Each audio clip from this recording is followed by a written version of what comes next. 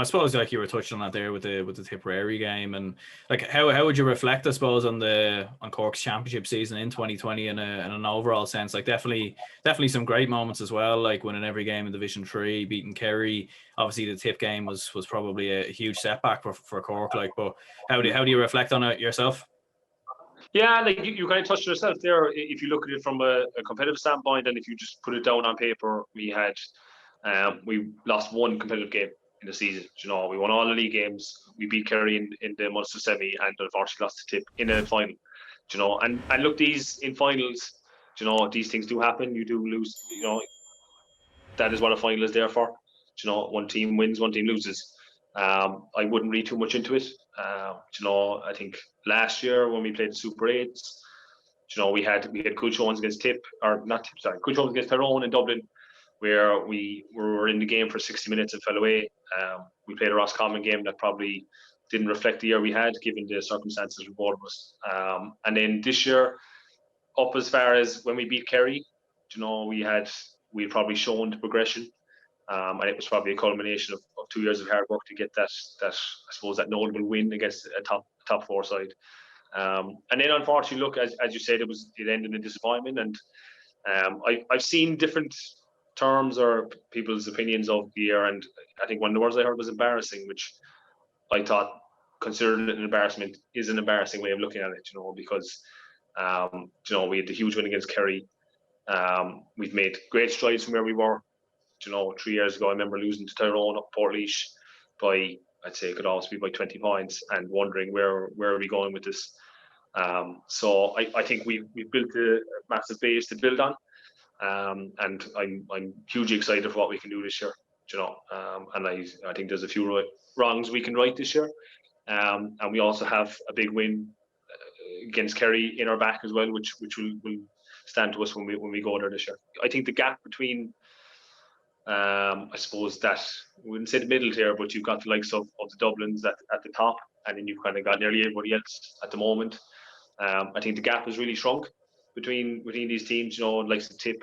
Definitely in Munster, you look at how Limerick performed against Tipp, probably should have beaten them. Clare probably very disappointed with the year they went, would have probably been seen as maybe even the second best team in Munster, looking at their league form over the past couple of years.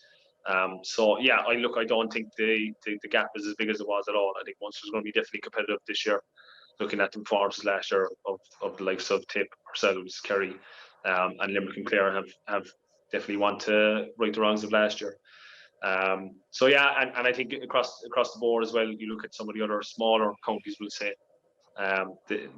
if COVID has done anything, it's been a great leveler for teams, where they've been able to build on, and yeah, I think it's definitely a competitive championship coming. Yeah, absolutely. Like we definitely see in the year, like I suppose with Tipp winning and with Cavan winning as well, that like the gap probably isn't as big as what people actually think it is. And I suppose for yourselves, like looking at that Kerry win as well, like that was obviously something that no one really expected too much. I think everyone had Kerry down as maybe the team to even beat Dublin in the All Ireland that year. So like, what was the preparation like leading up to that game? And I suppose, like, were you surprised in some ways of, I know conditions definitely played a big part, but how defensive Kerry were in some ways? Because, coming into that game, I know they played a little bit defensive in the league, but I think everyone thought, they're going to play the way that Kerry normally plays. So what was your kind of take on it? Yeah, I suppose to begin with, when we got the date of the game, I think it was November 8th, and that had been put in the diary very early in the year. It was everything was going to culminate to that game, and we had a set point as to when we needed to peak. So I think even for the neutrals, or for I do a bit of work in Kerry with my line of work as well. So I think everyone was looking at that date and had it marked down as the one to look forward to. So we had plenty of time to prepare, and then go into the game as you said, and the fact that you said it, I suppose, speaks volumes that Kerry did set up extremely defensive. And I actually remember I was next to Paul Kerrigan, who was on the bench, and when we saw that Brian Begley was starting at wing forward, and look, with the great respect to Begley, he's an excellent defender, but when we going into that game as underdogs, we were seeing a Kerry team who had almost been crowned already by some of the media, were starting with an extra defender. I suppose it almost got our tails up. We said they're worried here, or they're either not focusing on us, they're planning for something on the line. So we kind of felt we had an opportunity to catch them.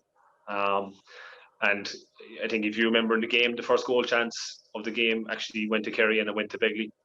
I think he put it straight at Mihal. So again, I think it was another thing that it got our tails up. Big save for Mihal, but also if you had put a Stephen O'Brien or any number of forwards in that position, it was probably a goal and a very different night.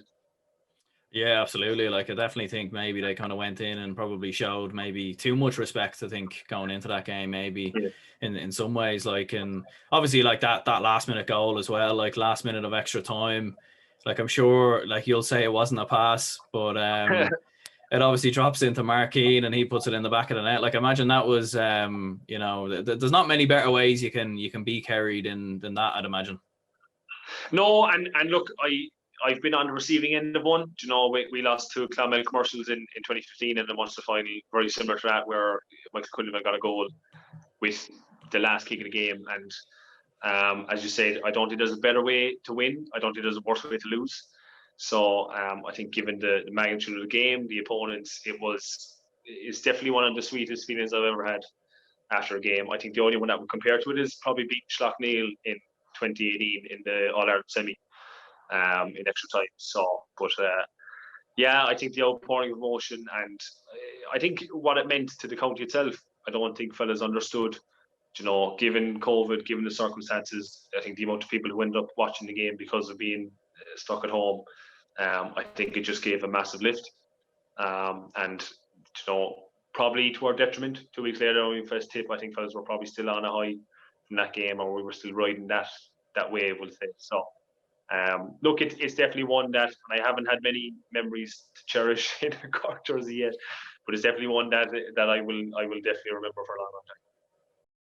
And do you think now that you've beaten Kerry, that like the gap in Munster that I think everyone always thought was there between Kerry, Cork, and Tipp and Clare and etc. Like, do you think now that, because I think a lot of people are saying like Cork, that was their big opportunity and they missed their chance, but like, what do you think personally? Do you think now that maybe you got that win over Kerry that you could easily beat them again? Like, it's no given that either could happen, I suppose. Yeah. No, I think it's something that we have to believe ourselves. It's not something that anyone else is going to give us. We've gotten a big result against Kerry. We've beaten them, and I think the next step for us is to actually realise that we are a team that can do that, and we are a team that should be competing at that level. We have excellent caliber of players. We've shown that we can input a system that can beat a top 4 team. So I think, look, that's completely up to us. It could be very easy for us to go out this year and fall into our shell again and end up losing by 10 or 15 points like we've done in the past. So I think it's something that we have to drive on. We've had 2 years now where Super 8s probably had a few moral victories and that we played well against top sides, didn't get the result, got a big result last year, and that window to progress is there for us now, and either we go through it or we could end up falling away for another couple of years. So I think that's something that's on our shoulders now, and no one else is going to do it for us. And I suppose, like, looking at that Tipperary game as well, like, what do you think ultimately it was that kind of led Tipp to get over the line? Do you think it was the experience of that Tipp team, or maybe you were kind of just on that massive high after that Kerry win, or what do you kind of ultimately put it down to? Yeah, look, I think there's a few factors. I do think there was an element of coming in on a high after a big win like that, and trying to get yourselves up again for a big game, which I suppose, look, some people might say there's no excuse. Given that it was a final, you shouldn't have any issue getting yourself up. But I think the emotion and I suppose what 2 weeks ago had taken out of us going into it, it definitely we looked flat to begin with. I think there was an element of, look, we went in with a few younger players who probably didn't understand, I suppose, one, how good Tipp can be, and two, I think look, if you're a younger player coming through and you're here in a Munster Final with Tipp, you take it almost as a given you're going to win that, and that's kind of an archaic view, but it's something that was in the past, was set in stone. You nearly always were going to beat Tipp.